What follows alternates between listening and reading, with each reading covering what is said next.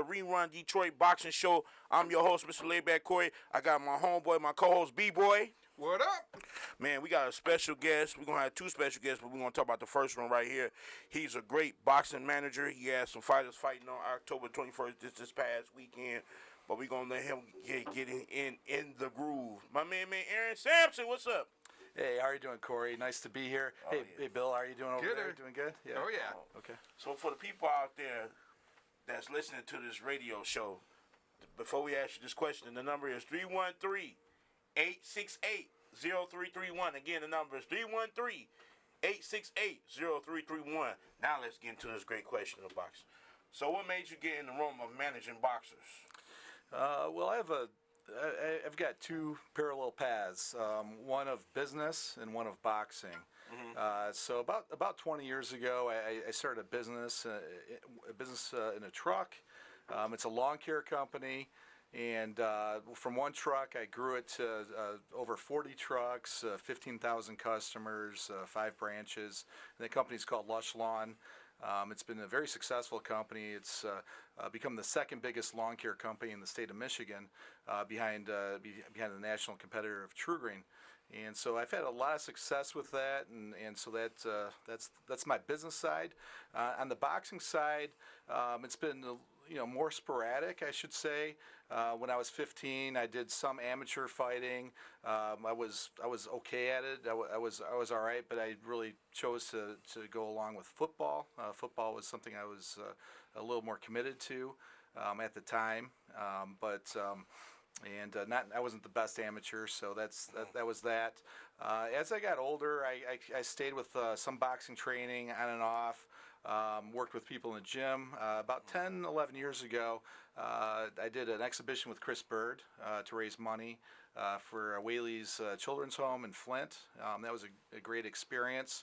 I was a little bit scared getting in the ring with him at first. Didn't know what to expect, but it was an exhibition. It was kind of funny, but he whispered to me in the first round. He goes, "Hey, don't worry, I'm not going to hurt you." So after that, everything was good. But it was interesting going into that fighting against a former heavyweight champion, and I did train for it. I did it seriously, and even in our sparring, I managed to knock off his headgear at one point. So that was interesting as the exhibition unfolded. Fast forward to recent times. Just before COVID, I was working with some people in a gym. Glenn Wilson's is the coach. He coached some amateur fighters, and they were talking about possibly going pro at some point. I said, okay, well, we'll see what happens. Just keep fighting as amateurs. We'll see where it goes. Then COVID happened. After COVID, one of the fighters, Antonio Daniels, reached out to me and said, "Hey, look, I'm getting older. I'm 28 years old. I want to just turn pro. I don't want to do this amateur stuff anymore." And so I said, okay. He kind of kept calling me for about 2 months, and finally I said, okay, we'll give it a shot. We went. We had a fight. He won that. He won that fight, and then he had another fight that turned into a no contest. And then he had some other things going on. While I was working with him, I also met up actually through Bill here. Yeah. I met up through Bill. I met Vernon Weber, and I looked at some of the things on social media with Vernon Weber, and got to meet him in person. Just naturally a strong person, naturally a leader, I could say, and a good athlete, very good athlete. And so I signed him, got him going pro. Was fortunate enough to connect with Carlos Linas and Clip Promotions, and for whatever it's worth, Carlos and I, from the beginning, really had a lot in common. There's probably not too many people like this, but we both love business, we both love boxing, and we both love Detroit. And so just a natural connection between him and I, and we started working together. Started putting Vern on his cards, getting him some fights, and he started winning. And then I later signed local Luis Quintero. He goes by Angel. I signed him as well. My goal at this point was to sign one fighter per year as a manager. And for those that don't know, a manager is somebody that really is the between the fighter and the promoters and the outside world, the sponsors. Handles a lot of the business of the fighter as well. So, and then from there, I also signed Justin Lacey Pearson. By the way, I brought some shirts for Justin, for you guys. Thank you. Yep, sure. So this is Justin's shirt, and if you guys each want a shirt there. Thank you. There you go. Yep. There you go. And he's in Grand Rapids. I was born in Grand Rapids, and he was a national amateur champion a couple of years ago. And runner-up this year in Detroit's nationals that were at the Huntington Place. So I watched some of his amateur fights, got to know him. I signed him recently, and now I'm also working with Josh Pagan too. So Josh Pagan is 9-0. Double J. Yep, JJ. So. But anyways, that's a long answer to your question, I think. But yeah, that's all right. That's the best answer you can get. Okay. Yeah. So tell us, what is the hardest thing about being a manager? At different stages, it's different things. We just a lot of strange things happen. When you're a manager, one of the craziest hard parts about it is getting the opponent to show up for the fight. It's crazy. I don't know. So making sure that they actually show up for the fight. So my first fight that Vern was scheduled to fight was at Motor City Casino on Carlos's card, and he was laced up, ready to go. The other guy was laced up, ready to go. The Michigan Commission signed off on the guy's gloves. He was getting ready to go in the ring, and then the guy decided to run. So he ran from the facility, ran out of the casino. I think he drove his car back to Chicago or something like that. We didn't know where he went, They didn't pay him, did they? No, he didn't get paid. But yeah, so he left. So that's like the kind of things sometimes you have to deal with. When you're a manager. You get a situation like that, and you get a lot of times where opponents, they decide, hey, I don't want to fight after all. Not to like that last second, but you'll get it usually you'll get it like a week or 2 weeks before the fight or something like that. Oh man, that's got to be deep. That's got to be deep. That's why I'm like, ooh. Dang. Yeah, and that was Vern's debut too, right? Yeah. So he was so disappointed. I remember how mad he was. Yeah. Oh man, he was like. He walked up to me and he's going, Coach, why did he walk out? I'm like, I can't answer that question. I don't know the answer. Yeah. I can tell you right now, he obviously in the back of his mind knew he was going to lose. Yeah. And he didn't want to take the loss or he didn't want to get knocked out. So he said, skip it, I'm out. Yeah. So he drove from Chicago to Detroit and then right back to Chicago. What was the point, right? But those are the kinds of things that happen sometimes as a manager. So as a manager, what is the goal? Like, what do you want to provide for your fighter as a manager? Yeah. So as a manager, you want to do a few things. You want to build up their fan base. So that's really important to build up their fan base. You want people to be excited to see them, right? So you want them to get money. You want them to get paid. You want their boxing skills to consistently improve, so they're getting better. And then finally, you want to make sure that they have good matchups. Well, we got a caller. Caller, you on the air? What's going on? Yeah, how you doing? What's going on, man? I just wanted to call in. I see that you have a guest on that's a boxing manager. Yes. Actually, I work with him in terms of doing some of the training and corner work. And I've been working with a lot of managers. That's Strick. All around. Strick, what's up, for man? a while. And he's doing such a great job with it, especially being a new manager. Yeah. Well, I appreciate that, Strick. That's great coming from you are. you. I You all appreciate caught that. my voice. I sure did. Yeah. Who don't know who you is, Strick? Yeah, I appreciate that. Yeah. That's. I gotta get Strick up here. I gotta get Strick. Strick told me at the fight the other day. He said, "Man, you ain't have me on your show yet, man." I say, Strick. I need Strick to teach me how to wrap hands. Oh man. Yeah. So Strick and I were in Tennessee. We were in Tennessee for one of Luis's fights, And Yep. we had to go through a lot to get to that fight. We had like a flat tire in the car rental. Like, Oh, yeah. on our way. And so Luis Luis of all people jumped out of the car to fix the tire. I'm like, what Yep. would this be like if he hurts himself? Changing this tire. It was Yep. in a rainstorm, and on my part, I was constantly calling the opponent to make sure he'd show up because there's some issue with his Right. flight or something. So, but that was a great experience that we had there. Yeah, in Tennessee, you took care of a lot of the business side as well as keeping everything in order. And a lot of seasoned managers can't do that. But you did a great job with that. You've been doing a great job with both Luis and Vern and Justin. I appreciate that, Strick. I really appreciate that. Thank you. Yep, and Corey, you got a great show. Thank you, man. Thank you, Strick, man. I appreciate it. You know me for a long time, Strick. Oh, yeah. Yeah, I don't know how you. Oh, still, yeah. I don't know how you still did a headache coaching these fighters, but we're gonna leave that alone. But Yeah. Yeah, I've had a lot of man, top fighters. man, I don't even. Strick had one of the best gyms. Man, Motown was a place you had to be on Monday through Exactly. Friday. He had a lot of good fighters. Will Sanders, Marcus, man. He had the Twins, the Robinsons. He had a Yep. lot. Gino was the truth. Geno Jones Jr. Man, Gino was one of the top amateurs back then. Boy, in the United States. man. Nolan? Yeah, Nolan. Yep. He had a Yep, lot. Nolan. He had a lot of good fighters. Oh, yeah. Man, Oh, yeah. Huh?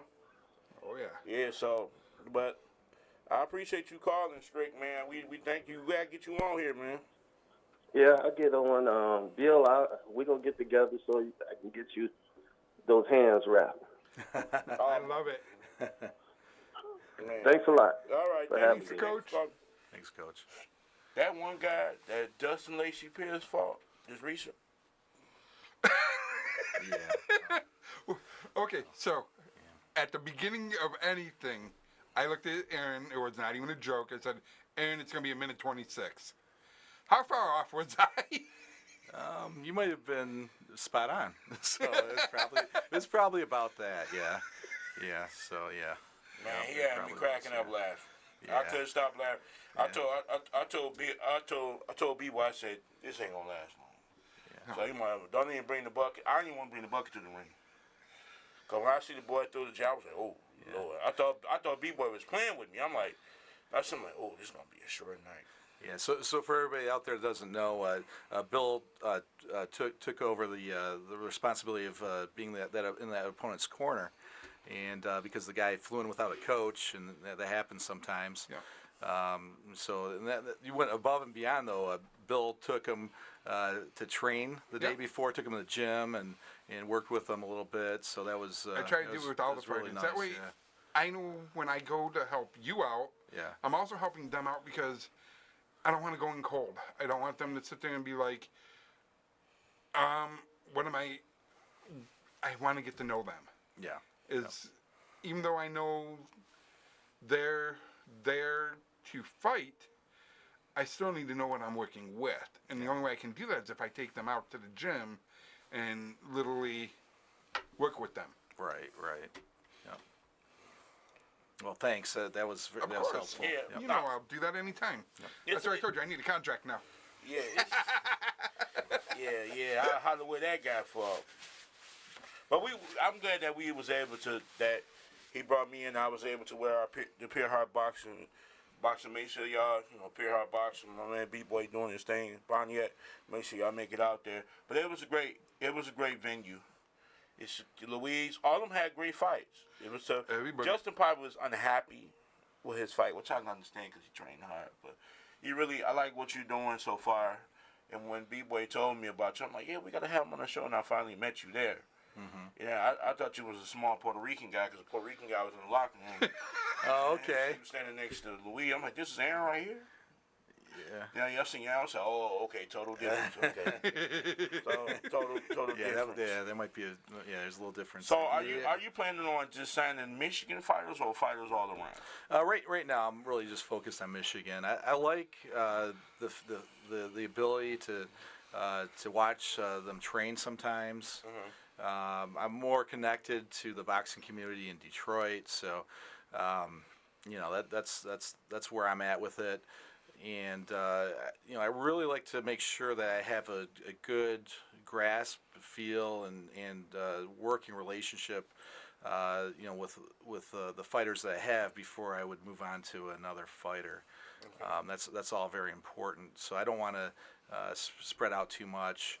I've had people contact me from other places, and I've just said no. I don't think that's a good fit for me or you right now. I think this is Detroit's in my wheelhouse with regards to boxing, and so this is that's where I'm recruiting from. Right, because the reason why I asked you that, because it's a lot of professionals that's actually going to be going pro soon. A lot of amateurs, let me correct myself. A lot of amateurs that's going to be going pro soon.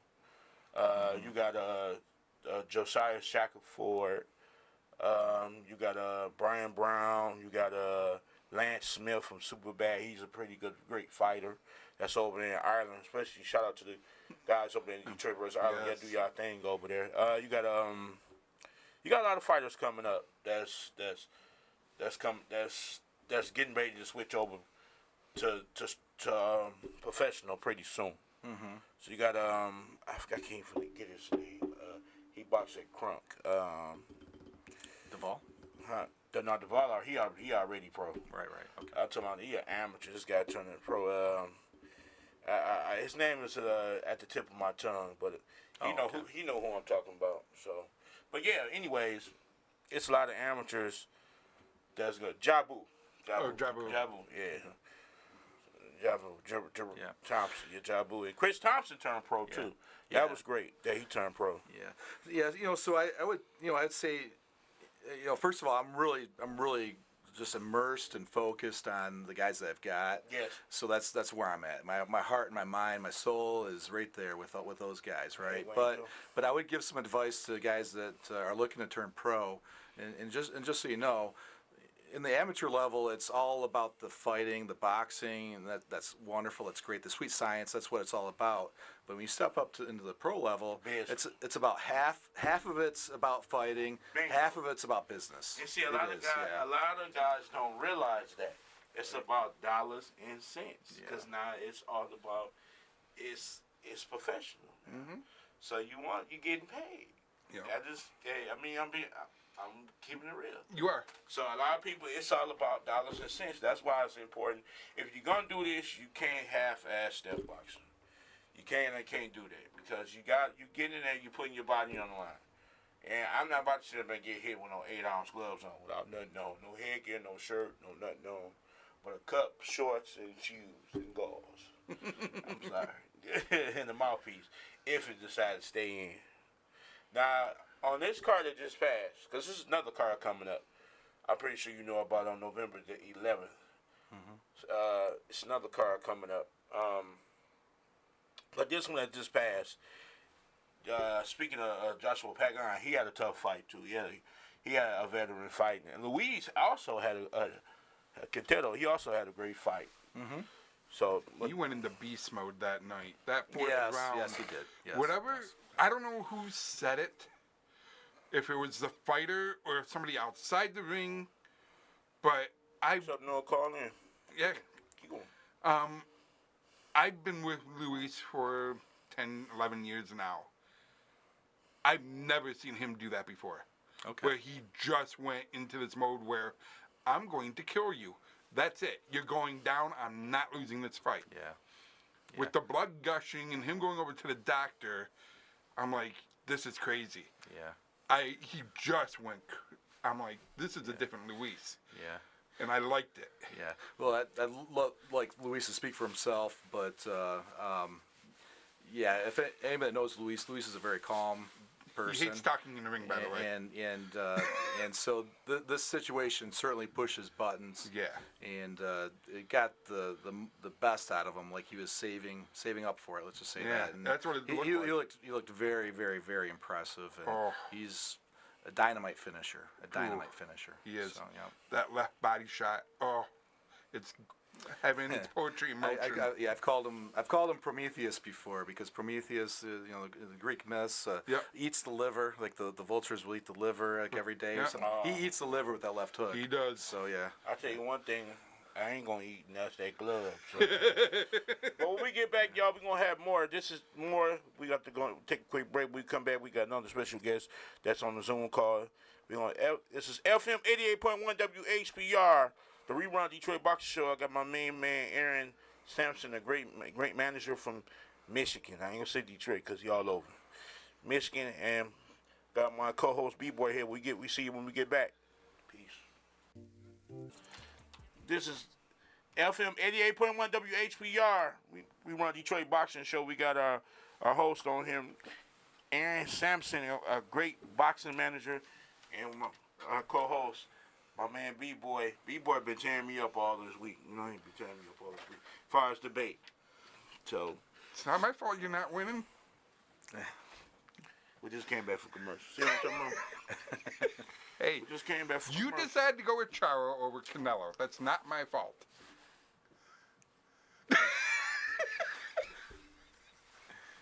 Hey, don't pay him no money. You know what I'm saying? But like I said, I'm choosing Demetrius Andrade over David Benavidez. David Benavidez is a great fighter. We know. They call him the Mexican monster, whatever he is. He's not a monster. He You know is what a I'm saying? Mexican monster. Y'all give him that title, man. Oh, Monkeys, we need that board. no, I don't know. I like Benavidez though. He's solid. But I'm gonna leave that alone then, cause I don't want nobody to keep on saying that. Man, please. Y'all tripping. Oh, there's no tripping. It's the fact that for some strange reason you are on this losing streak. You're 0-2 against me. Unfortunately. Unfortunately. That's okay. Things gonna get better in life. I'm telling you right now. Things gonna get better in life. Pardon I'm me. telling you. Yeah, we first went on the boxer Brandon Glayton. I'm trying to get a hold of him now. So I'm hitting him up right now to see if he's ready to come on Zoom with us gentlemen. He just won recent last week too. He just won. He was 17-2, but he's 18-2 now. So we but other than that, let's talk about this card that just passed once again. It was some great cards. It was some great fights on here. You got shout out to Hassan Bilal. Derek Miller had a very tough fight. Yeah. That was a very tough fight. David Rojos, yeah, he had a tough fight too. So when is the next time your fighter? Excuse me. When is the next time your fighter's fighting again? yeah. So first of all, I'd like to start off, by saying that it was unfortunate, but Vern hurt himself in that fight. So he suffered a broken jaw. Oh. So that's very unfortunate. His coach Jimmy Gabow and I and others visited him in the hospital to support him. On Tuesday he had surgery for his jaw, and that went well. And then he was sent home that night. So now he's with his family, and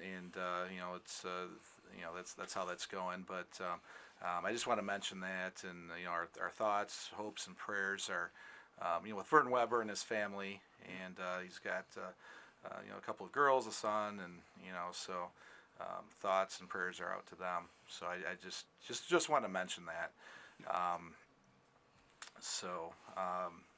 As far as Luis and Justin go, Justin and Luis, I try to keep those guys busy about every 6 to 10 weeks.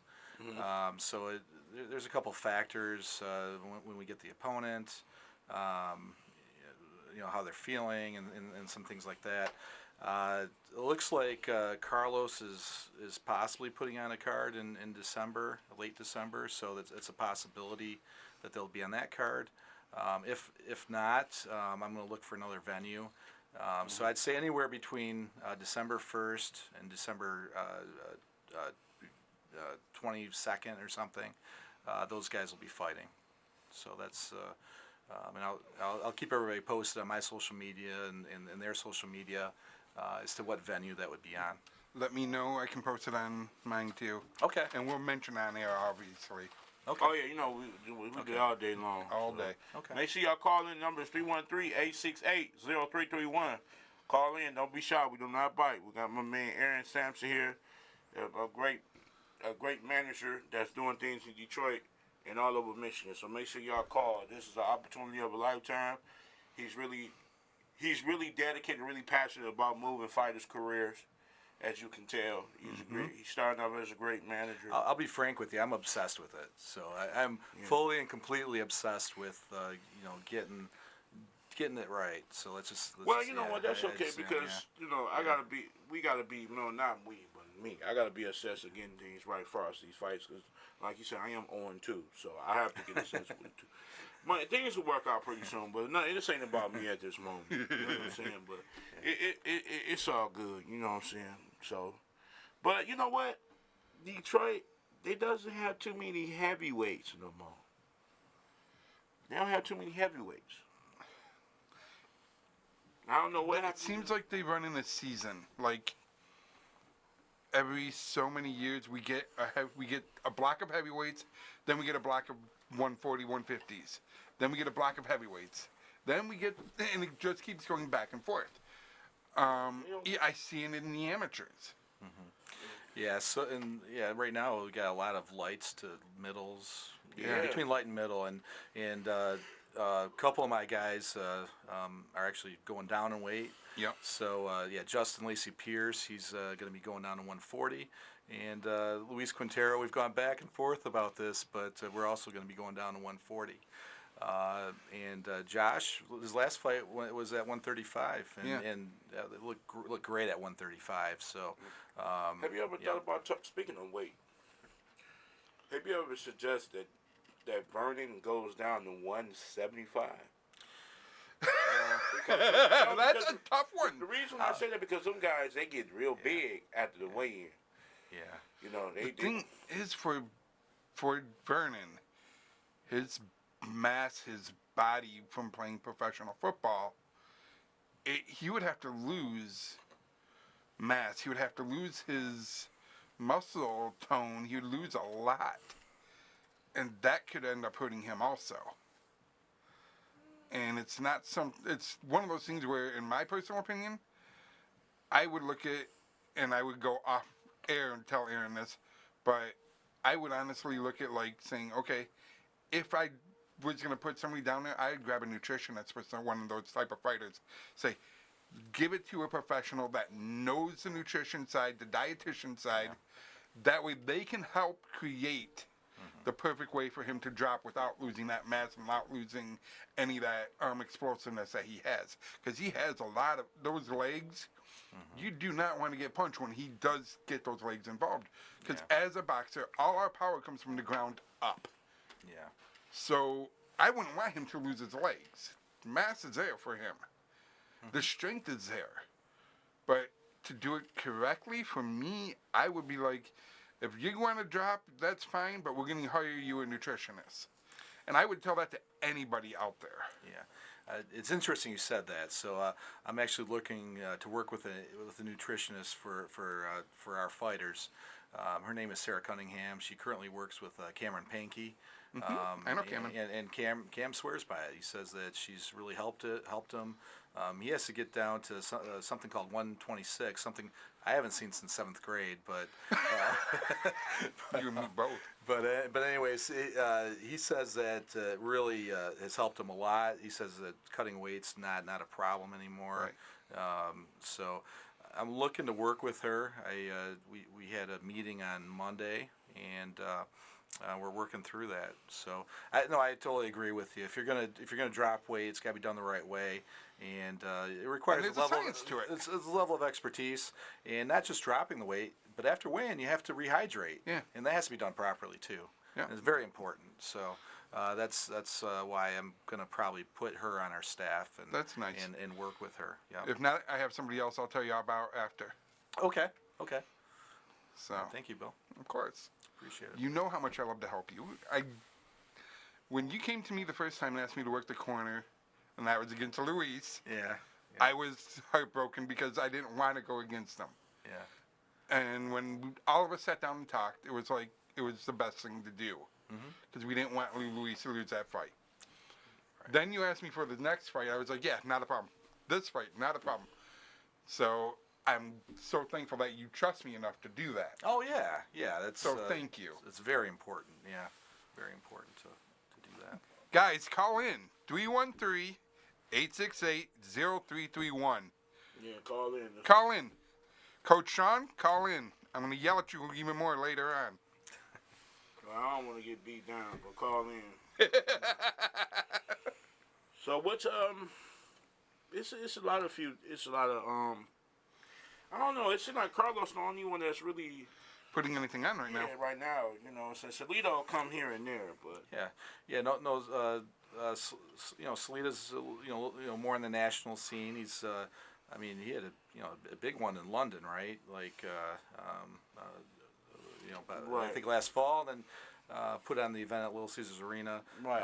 But Carlos consistently is putting on great events about every 2 months, putting on. Make sure y'all called in. Great cards and. 313-868-0331. You keep them. Yeah. So the soundboard is a nice place to put on these events. There's about 2,300 seats, and a lot of those times they sell out. Very exciting. There's good music. There's the hotels right there. It's downtown where all the great restaurants are. So it's great for fans looking to enjoy. The only thing that I wish is he opened up in a different spot where we can get teenagers. Like my son is dying to go. Okay. Because he wants to go to the fights. And it's like, you're 20. You're not 21. I can't get you in. Yeah. And it's hard because I know so many youth kids want to go and watch those type of fighters. Okay. And if there's a way that we could figure out a nice venue that we could get all ages in, that would be awesome. Yeah. I know he's worked with like Royal Oak Music Theater in the past, so those are some other maybe alternate venues, for that would allow younger people to go to. I know Lou DeVella came here too.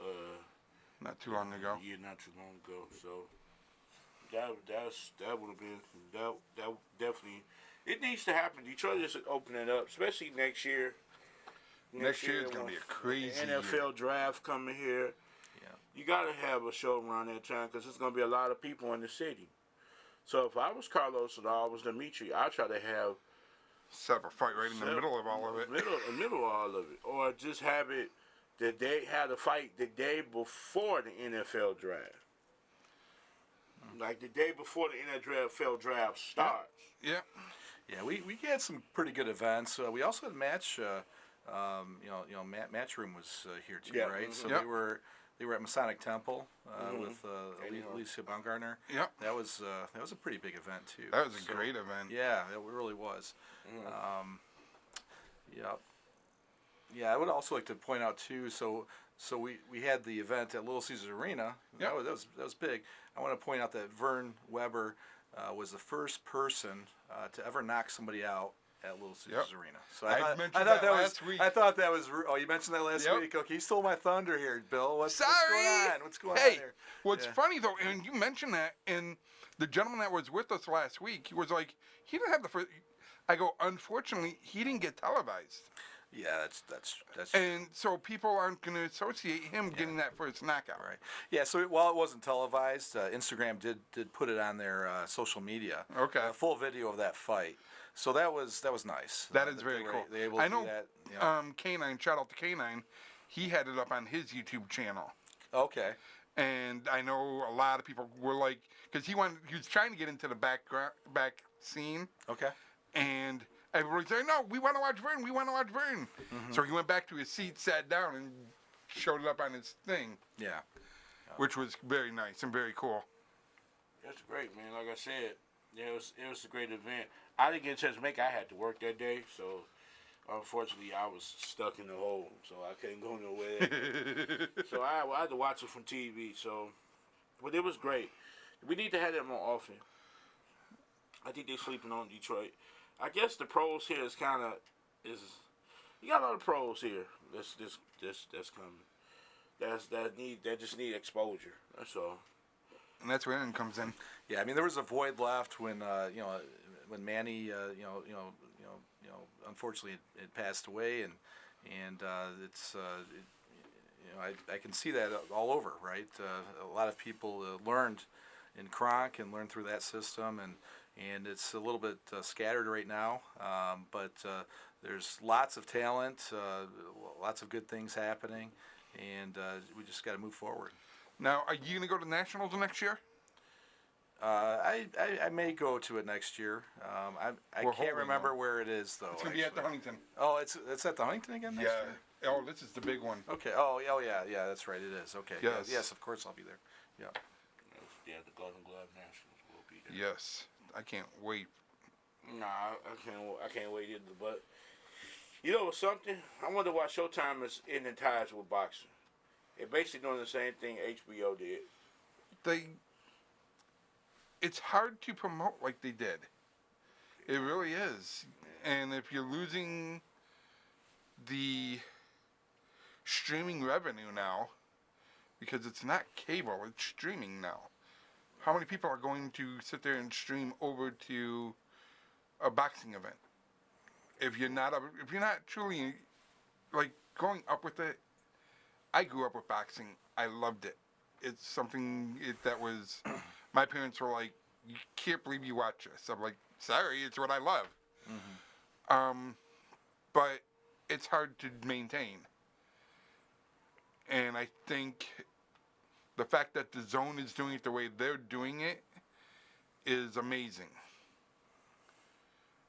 So it's hard. It's hard to. You have to be able to get to that streaming audience. Yeah, the streaming services are certainly Yeah. taking over, and it's big time. it's too bad that HBO and Showtime are one's gone, one's on their way out. Yeah, but Amazon ESPN and the Zone from the start making money now. ESPN Plus is still doing a lot of Yep. stuff, and then you got the Zone, and so. Well, ESPN is a big sports company anyway. Yes. You know, it's HBO and Showtime know like movies and series, but Right. ESPN is a sports network, so they What- can always show. You know. What I would love to start to see is Friday night fights again on free TV. I think that would set up a fire and a half. Yeah, it'd be dope. They need to do that.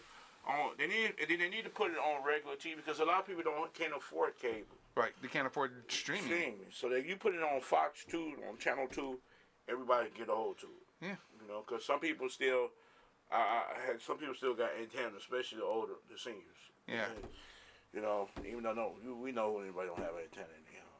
Yeah, and that's kind of how it was when we were younger, right? We would look at the fighters on ABC or CBS. It was we easy watch to- them kind of build their way up. They build their fan base that way. Yep. And then if it was only the biggest fights were on like back then closed circuit, right? Right. You'd go to the movie theater, Exactly. and watch Hagler Hearns or something.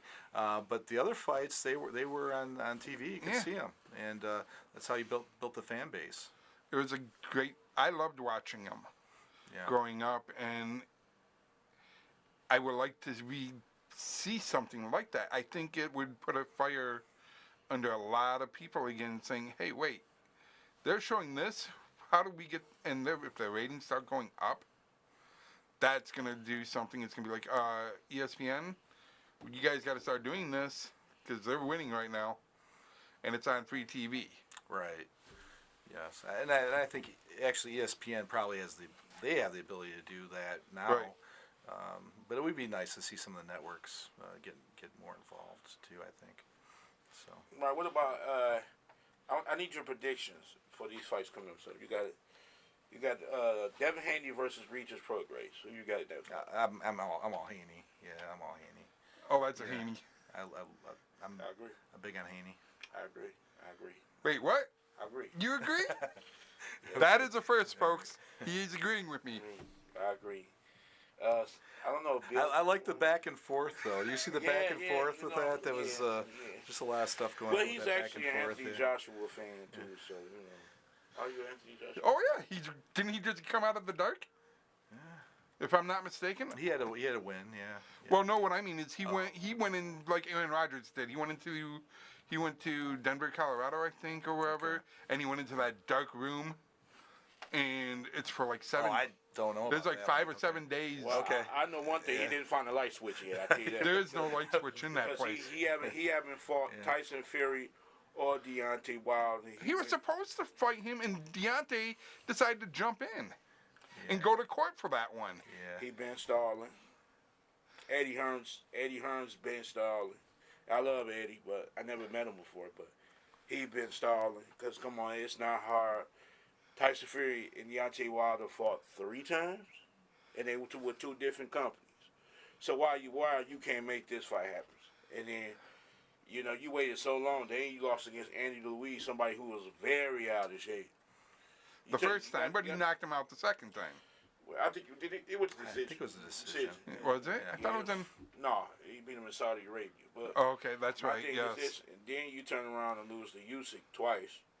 What you could have fought, I would have fought Tyson Fury, and then before Usyk, because Usyk was just coming up. Yeah. And wait, why did it take you so long? Why did it take so long for you to? Yeah. Now what's going to happen is you're gonna be in the back. Cause Right. Yeah, I think when, and I could be wrong with this, but I think when Anthony Joshua and Wilder had a chance to fight, maybe it was 5 years ago, that I think that was going to be something like a $200 million purse or something crazy. Crazy. They were talking those numbers, so it was. It would have been a good. It was not great that they left all that there, and that they left big opportunity. Now it's for not gonna themselves get that to high do- again. To do pretty well for no, it's themselves. not. Well, no, it's not. And And at the time, that would have been the biggest fight of the time. So, Exactly. And I think Deontay Wilder wanted it because he didn't duck no action. He fought Tyson Fury 3 times. I think Joshua was stalling. He was holding up the division. And I'm gonna be honest. Keith Thurman did the same thing. He was holding up the division. He did not want to face Terrence Crawford or Earl Spence. But now his back is against the wall. Now he calling them out. Now, who's he? I know he just signed a fight with 2. They Damn. was talking about him and Danny Garcia in the rematch, but Danny finna get ready to fight Eastlandy Lara. Okay.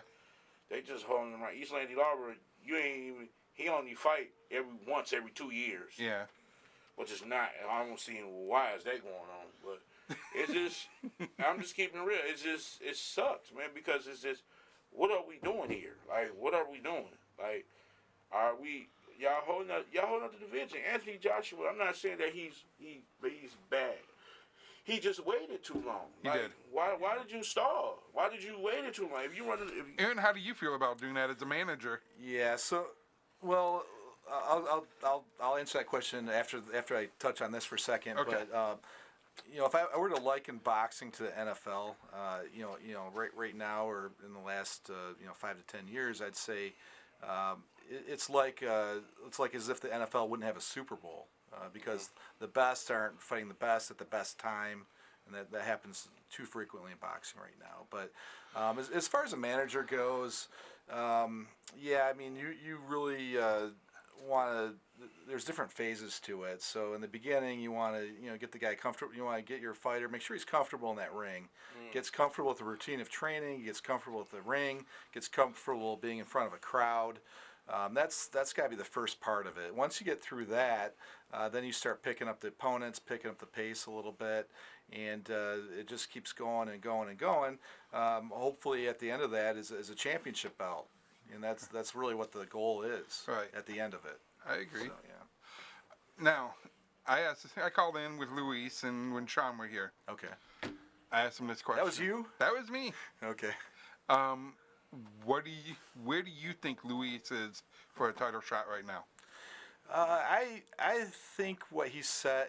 I listened to what he said on here, and we've talked. He says about 2 years, and so I think that's very realistic. I mean, if things line up right, 2 years sounds very realistic to me. I think that's about the timing to start pushing for a title fight. Is in about 2 years. Okay. Yeah. So when's the next time you're going to take him out of state? Anytime. Okay. Yeah, and it's not a bad experience going out of state either. It's you kind of it teaches you other things too. You got to tighten things up. And, You get to, so we did Airbnb, right? So you learn a little bit more about people when you're living with them for a minute. Man, so you ain't lying. so yeah, and nice, that's what I did too. So I had my my part, they had their part, the room and stuff like that. Well, Bill was hoping for a little hotel room too, Bill. Oh, you want to go on a road trip? Okay. No, I'm talking about at the casino because we was watching stuff. Okay. I was like, I ain't never been in one. I've been in one, but not to stay, like spend the night. I went in and went out because it was my boy. He was fighting on the card, but yeah, but that's good that you hooked them up because it's crazy because the casino doing the strike and so it was a lot tough, but it was wild, man, because doing Vern, you see the people was fighting in the crowd, man. I could hear some of it. And it sounded, it sounded kind of rough. I had my hands, I had my hands full with where I was, though. I was paying attention to what was going on. Well, I was right there. I got up and looked around. I was like, oh, it was like Royal Rumble in there. No, thank you. Yeah, that's what I said. I'm like, how y'all fighting after you think? Like, yeah, maybe they should get in the ring and right. that way. They Exactly. should go train or something. But that's too bad. Yeah. It was, and it almost killed his fight. If those chairs would have started flying into the ring, that fight would have been stopped immediately. I ain't no reason to throw him inside. Yeah, but fortunately, casino security. They did a great job. They did a great job. Not that one that got punched in the face. I'm trying to think of the casino executive's name, but I saw him his name is Bill as well. I forgot his last name, but he was very active. Yep. His name Bill or John? Bill. Oh, Bill. Yeah, his name is Bill, and Carlos got active and he went over there. Yeah. Getting people to calm down, and that was I think that preserved the fight. That made it kept the show going and stuff which like is that. good. Unfortunately, those things happen every once in a while. They do. It just happens. Yeah, it will get out of hand, man. It really do. So what's next for Aaron Samson? What's next before we get off air? Yeah. So what I'm working on now is getting Justin Lacey Pierce and Luis Quintero their next fight. So that's I'm totally immersed in that. Getting up to speed with Josh Pagan too, as I'm working with him now. That's another thing. We're all looking really at December is what we're looking at, and we've got to bring some get some champions in Michigan, some champions in Detroit. We've gone a long time without without that. So we're gonna put Detroit back on the map. And that's what I'm committed to. That'd be perfect. Yeah, that it'd be well needed. But we definitely appreciate you coming on here. I'm not gonna ask you what's your prediction with the date because you already said what the David Benavidez. Yeah. Now, let's talk about Tyson Fury. Oh Lord. Who do you have for that one? So my wife's Cameroonian, so I'm gonna have to go with Francis. Okay. I just have to. I can't. I won't get fed if I don't. So. But I like Francis. I saw him. A good fight. He was actually here at Little Caesars Arena some years ago, and I actually saw him here. MMA as an MMA guy, but right.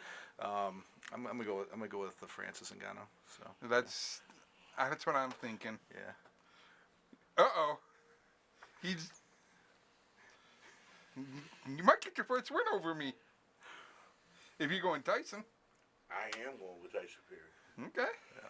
I am going with Tyson Fury. I am going with Tyson. But he had a reason why he going with France. Yeah, my wife's Cameroonian. He's Cameroonian. Yep. So, yeah, I mean, his story is a great story. It's an awesome story. He went across the whole Sahara Desert Yep. to get to France. And So what's your reason? So My reason? I think he's a better fighter. Straight up. Okay. Let's look at him. Okay. We Conor McGregor said the same thing with Floyd Mayweather, and look what happened to him. We won't go there with that fight. The room is quiet. I'm not saying anything about that fight. It's money grab. It was, and that was his final fight. He picked the perfect dance partner for that one. I see Ryan Garcia got something coming up. He does. And I love that he just called out both Haney and, oh my goodness, what's the other gentleman's name? Teofimo. Yes, Tio. Yeah, Teofimo. Yeah, Teofimo. But before we get out of here, for the people that's watching this great episode of the radio show and listening in, how can they get in touch with Aaron Samson? Yeah, you can. Let me pull up my social media. You can. Well, this is where I would start. I would go to my website. I have a Samson Team Management website, so SamsonTeamManagement.com, and that connects to all my social media and all my stuff right there. So, SamsonTeamManagement.com is that's where I'd go.